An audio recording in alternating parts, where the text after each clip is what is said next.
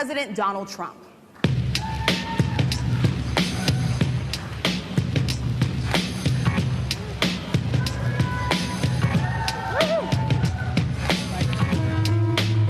Hi everyone, special solo episode coming up hot because when Donny Boy lays out such bait, how can I resist really? So last episode, we already noted that Trump was flailing, caught a little bit on the back foot by developments, and hadn't quite found the right attack line against Kamala. Well, right after we posted the last episode, he had another legendary interview at the National Association of Black Journalists convention in Chicago. Let me tell you, right from the first question, I knew this would be a killer interview. But before we listen to it, I just want to say a lot of people shat on the Association of Black Journalists for doing what exactly? Interviewing and questioning the Republican nominee. That's their fucking job, you cretins. I'm convinced that some journalists in the US don't even understand what their job is. Your job is not to do PR for your favorite candidates. Your job is to fucking question all of them,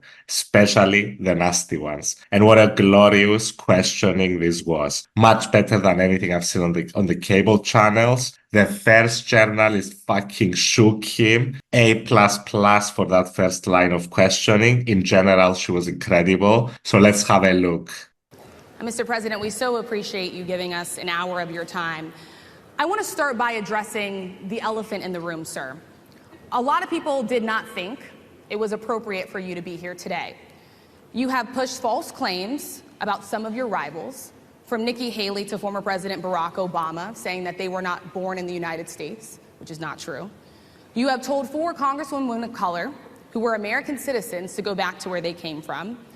You have used words like animal and rabid to describe black district attorneys. You've attacked black journalists, calling them a loser, saying the questions that they ask are, quote, stupid and racist. You've had dinner with a white supremacist at your Mar-a-Lago resort. So my question, sir, now that you are asking black supporters to vote for you, why should black voters trust you after you have used language like that? Oof, a response? Well, first of all, I don't think I've ever been asked a question in such a horrible manner. First question. You don't even say, hello, how are you? Are you with ABC? Because I think they're a fake news network, a terrible network. And I think it's disgraceful that I came here in good spirit. I love the black population of this country. I've done so much for the black population of this country. Including employment, including opportunity zones with Senator Tim Scott of South Carolina, which is one of the greatest programs ever for black workers and black entrepreneurs. I've done so much, and and I say this, historically black colleges and universities were out of money, they were stone cold broke, and I saved them, and I gave them long-term financing, and nobody else was doing it. I think it's a very rude introduction. I don't know exactly why you would do something like that. And let me go a step further. I was invited here, and I was told my opponent, whether it was Biden or Kamala, I was told my opponent was going to be here. It turned out my opponent isn't here. You invited me under false pretense. And then you said, you can't do it with Zoom. Well, where's Zoom? She's going to do it with Zoom, and she's not coming. And then you were half an hour late. Just so we understand, I have too much respect for you to be late.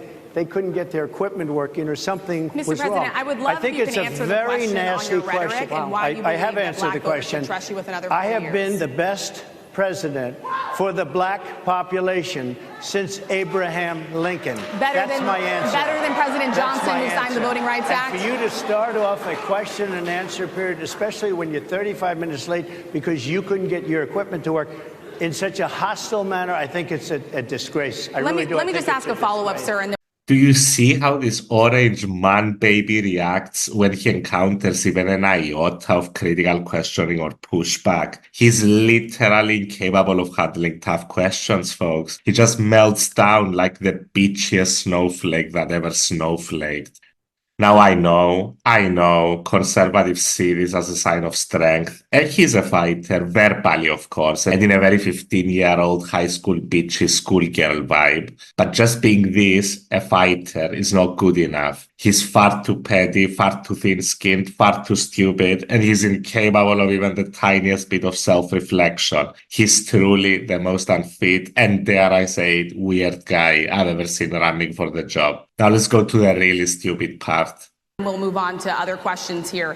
Some of your own supporters, including Republicans on Capitol Hill, have labeled Vice President Kamala Harris, who is the first Black and Asian American woman to serve as vice president and be on a major party ticket, as a DEI hire.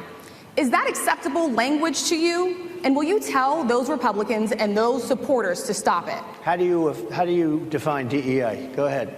How do you define diversity, equity, inclusion? Okay, yeah, go ahead. Is that what your definition? That is give me a literally definition the words then. Would you give me a definition DEI. of that? Give me a definition. Sir, of I'm that. asking you a question, No, a you very have to direct define question. it. Define it for me, if you I would. just defined it, sir. Do you believe that Vice President Kamala Harris is only on the ticket because she is a Black woman? Well, I can say no. I think it's maybe a little bit different. So, I've known her a long time indirectly, not directly, very much, and she was always of Indian heritage, and she was only promoting Indian heritage. I didn't know she was Black until a number of years ago when she happened to turn Black, and now she wants to be known as Black.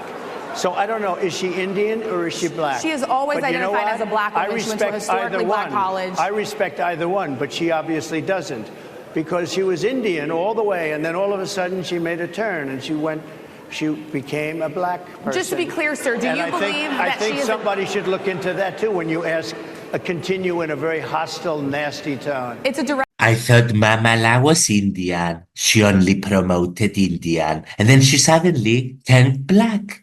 Is she gonna be Mexican tomorrow? Who knows? She's a race shifter, folks. Professor Xavier from Venezuela sent her when he emptied the insane asylums with the late, great Hannibal Lecter. Has anybody seen Silence of the Lambs? He would have Kamala for dinner. It's true. You know what? I love that when Trump sends his goons to do oppo research, he makes them laser focus on the genetic lines and family trees. I mean, let's be real. We're not really going to have a policy battle. Our policy is literally drill, baby, drill. Drill, baby, drill. Trump is like, find out where your grandparents are from, find the race, were they Indian or were they Black, what were they promoting, you can't be both. Yeah, no, this really isn't gonna work. It's like they called them weird and they were like, oh, you think that's weird? Let's show them weird. This guy fucks couches.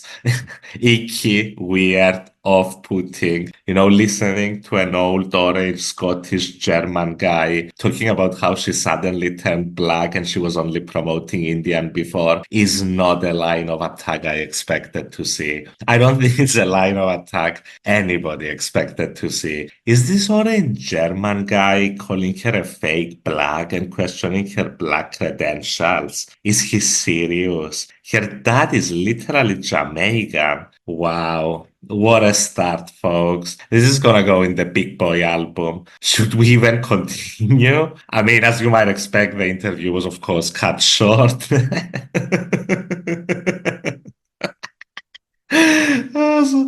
Let's just carry on to see if this clusterfuck stabilizes even a little bit. Why come here? What is your message today?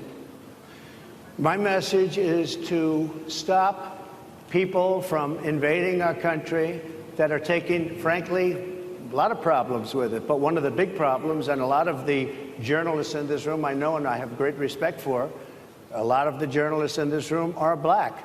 I will tell you that coming from the border are millions and millions of people that happen to be taking Black jobs. You had the best. What exactly is a Black job, sir? A Black job is anybody that has a job. That's what it is. Anybody that has a job. All right. And Mr. President, they're taking the employment. Then if it's just any job, why the fuck did you call it a Black job, you goddamn weirdo? And I mean, the only thing he could have done after that intro to turn everything even more disgusting was immediately pivot to the illegal immigrants, the aliens taking your Black journalist jobs. He's so disgusting. Many of these people are coming in from mental institutions, from prisons, from jails. They're gang members in other countries. Other countries are setting loose their prisoners. They're opening up their prisons and their mental institutions. And Enough, you disgusting orange man. I've heard enough. Oh, he throws JD under the bus? Okay, maybe we can see that. When you look at J.D. Vance, is he ready on day one? does he what? Ready on day one, if he has to be. I've always had great respect for him, and for the other candidates too. But I will say this, and I think this is well documented. Historically, the vice president, in terms of the election, does not have any impact. I mean, virtually no impact. You have 2 or 3 days where there's a lot of commotion as to who, like you're having it on the Democrat side, who it's going to be. And then that dies down, and it's all about the presidential pick. Virtually never has it mattered. Maybe Lyndon Johnson mattered for different reasons than what we're talking about, not for vote reasons, but for political reasons, other political reasons. But historically, the choice of a vice president makes no difference. You're voting for the president, and you can have a vice president who's outstanding in every way, and I think JD is. I think that all of them would have been, but you're not voting that way. You're voting for the president. You're voting for me. If you like me, I'm going to win. If you don't like me, I'm not going to win. Congratulations, JD, for selling your soul for this. Let's wrap up. What we're doing is bringing it back to the states where everybody wanted it. Democrats, Republicans, liberals, conservatives, everybody wanted abortion brought back. They didn't want Roe v. Wade in the federal government. They wanted it. Everybody But the wanted majority it of back. Americans oppose Excuse Roe me. v. Wade being overturned. They Multiple don't know polls have about showed that, this. sir. Right now, they're voting.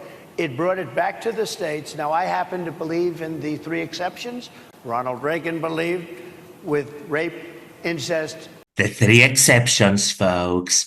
Reagan believed in them. I believe in them. Rape, incest, and if it turns out like Donald Trump. Those are the exceptions. I think it's in the Bible. We set the baby aside, and then we decide what to do. Meaning, what do? We execute the baby.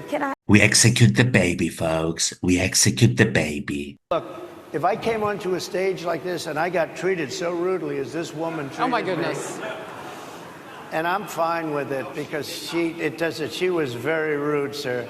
Very rude. That wasn't a question. She Sir, didn't you ask can me a answer the question. question. She gave a statement. That wasn't a question. I repeated you your can answer the statement, sir, question. actually.